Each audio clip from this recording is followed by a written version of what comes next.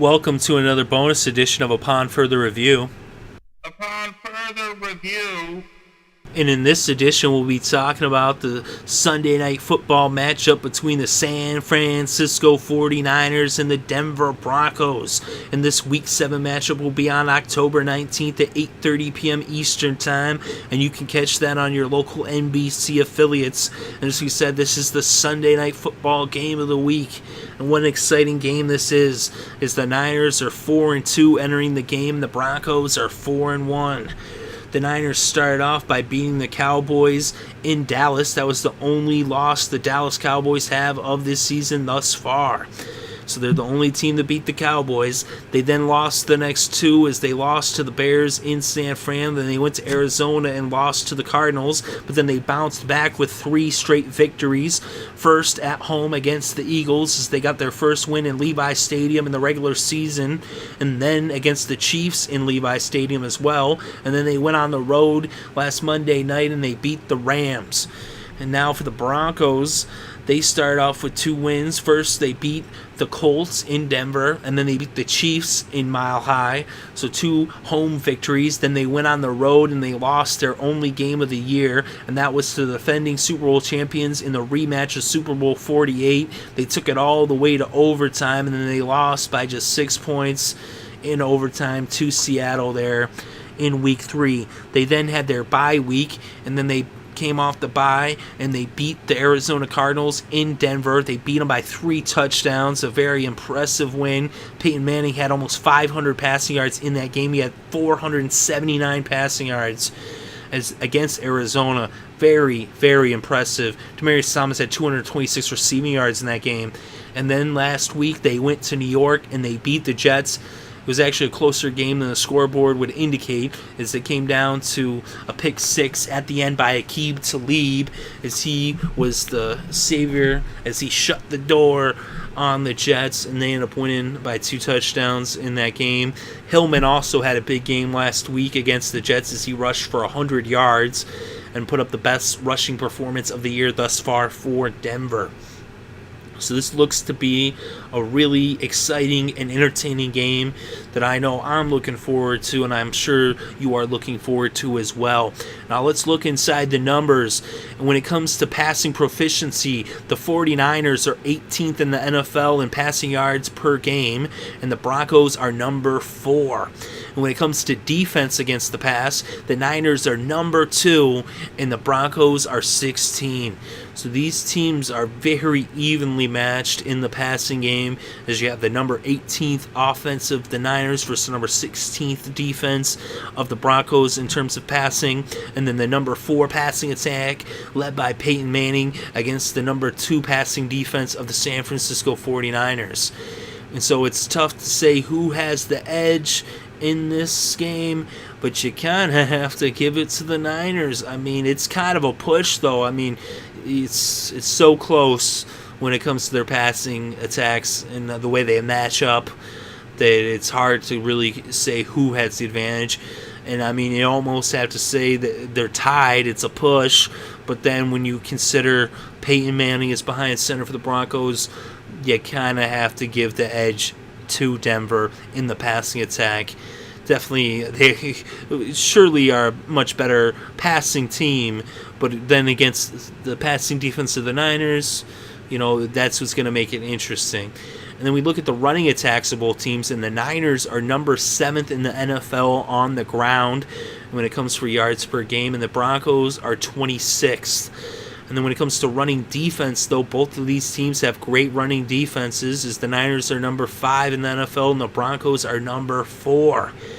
But despite that, the advantage when it comes to running the ball is clearly in the favor of the 49ers. They have no problem running the ball. Colin Kaepernick is really good at running the ball as the quarterback, and Frank Gore is having a good year as well, whereas Denver is struggling. They are definitely missing Knowshon. Of course, Knowshon is out for the season down there in Miami, but nonetheless, they are missing his presence in Denver. Monty Ball hasn't really been getting it done. Hillman is now starting to come along, and maybe he can put up some numbers on the ground for Denver. Of course, going against that Niners defense is going to be tough. They've got the 5th best rushing defense, and the Broncos are they're actually better. They're number 4, just slightly better than the Niners when it comes to stopping the run. Of course, a lot of that has to do with their offense being so proficient, and it also has to do with the fact that they're playing with leads and teams are forced to have to pass the ball. But then again, when you consider that makes their passing defense look a little bit better now, doesn't it? Now let's look at the points scored for both of these teams. And the 49ers are 11th in the NFL when it comes to scoring, and the Broncos are 9th. So they both put up points on the board pretty evenly. And then we look at points against. The Niners are 6th, and the Broncos are 7th. So they're both pretty good at stopping other teams from scoring. Part of that has to do with the fact that, on Denver's end, they are putting up so many points, it doesn't allow the other team much opportunity to put up points. The Niners, they eat up a lot of game clock with that running game that they have, and then their defense is just so spectacular. But you got to give the slight advantage when it comes to scoring to the Broncos. It's very close. These teams are very evenly matched, and it's going to be a heck of a game. But you got to give the edge to the Broncos, and I'm going with Denver in this one. It's in Mile High, and that clearly goes towards the favor of Denver. They're one of the best teams at home historically. They haven't lost so far this year at home, and I don't think they're going to lose this game at home either. Of course, the Niners have been pretty good on the road, as they are 2-1 on the road. They lost the one road game to Arizona, and that was a close one too. They lost by just 9 points to the Cardinals back in Week 3. And we look at the numbers. Colin Kaepernick, he's thrown for 1,456 passing yards on the season. He has 10 passing touchdowns and just 4 interceptions. So he's doing a pretty good job of protecting the ball. He's also rushed for 242 yards on the ground.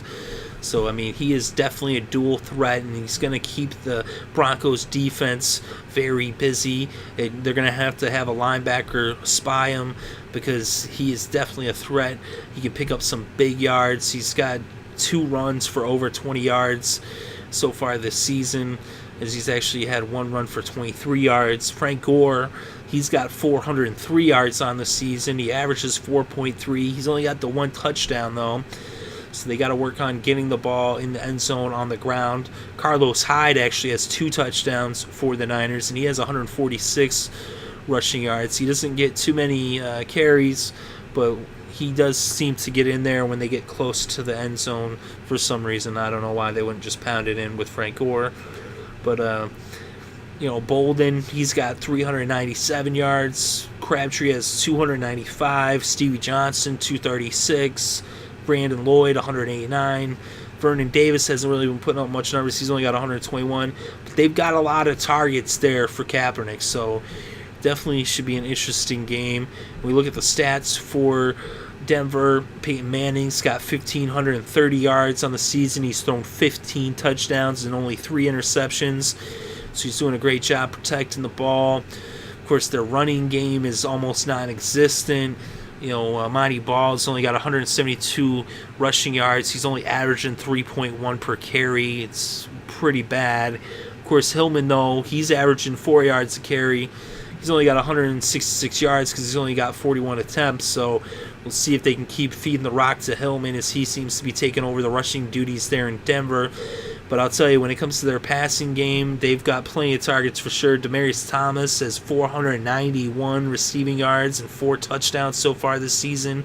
Emmanuel Sanders has 473 yards, as he has been a welcome addition to their receiving core. Julius Thomas has 277 yards and 9 touchdowns. He's one of Peyton's favorite targets once they get inside the red zone. So the Niners are going to have to keep an eye on him for sure. It'll be very interesting to see how these two teams match up. You got one of the top defenses in the league against one of the top offenses, at least from a passing perspective. And it's going to be on prime time. And in prime time, these teams both shine. Peyton always shows up. And also the Niners are really good in prime time as well. So it should be a fun game. It should be an interesting game. It'll be interesting to see, the Broncos, the way they've been playing so far this year. They've been jumping out to big leads in the first half, and then they kind of fall asleep at the wheel, it seems, in the second half. Of course, that didn't happen against Arizona, and that's the kind of game they're going to have to play against the Niners. that's the one right there that's should be a good indicator for how this game goes, even though it's a different type of offense for sure. But that's the kind of defense. Arizona got a pretty good defense. The Niners got a better defense, the way the numbers bear out for sure. And so it'll be interesting to see. And of course, Denver is going to have their hands full against that running game, and it's going to really put a test to that Denver rushing defense. And we'll see if they really are for real against the run or not, Is that's kind of the question, like I said, are they that good against the run, or is it because they've been playing with leads? So it'll be some questions answered on Sunday Night Football for sure. I think Denver pulls this one out, though. I think they just got just a little bit too much. I think it's going to be a close game, but I think Denver's got too much offense, and I think they'll score, more points. So whoever scores the most wins. And I think that the Niners, the only real chance they have of winning is they've got to run the ball, keep it out of Peyton's hand, and they got to get some turnovers on defense. They can force Peyton to turn the ball over or even force a fumble. That could go a long way towards potentially winning this game, as I think this one should come down to one possession. Of course, I wouldn't be surprised if the Broncos, like I said, jump out to an early lead. The Niners are going to have to play catch-up, and then it's just going to be a matter of if the Broncos can keep the pressure on them or if they're going to let them come back in this game. And I'll tell you, the Broncos are going to need to get out to a quick lead, because against that Niners defense, it's going to be a long game. Either way, I think Denver wins this one. It should be exciting and come down potentially to the final play. Would not be surprised if that's how it all plays out. Let me know what you think in the comments below. Very interested to hear your opinions. And if you enjoyed the show, make sure to hit the like button. And if you want more of this content, make sure to subscribe, as we bring you upon further reviews and recaps for each and every single game, each and every single week, all throughout the NFL season and the playoffs all the way through the Super Bowl. We're also covering the MLB playoffs all the way through the World Series.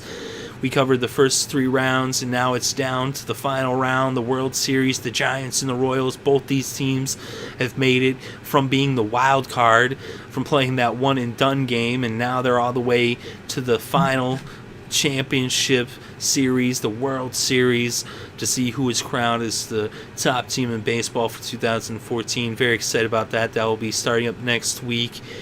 And we also cover some college football as well, and we do a weekly show for pro football, The Wedge, where we do our quick picks, our fantasy fortune, fantasy football picks, our weekly rewind of the week that was, and we also do our upon further review for the Thursday night game on that show. So keep an eye out for that.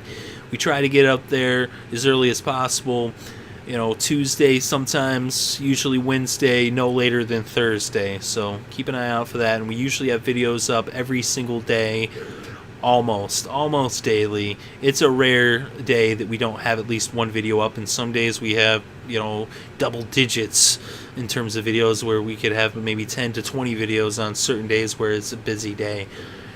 But either way, we greatly appreciate you listening. Thank you so very much. And I hope you're having a good day and have a great weekend and enjoy all of the sports.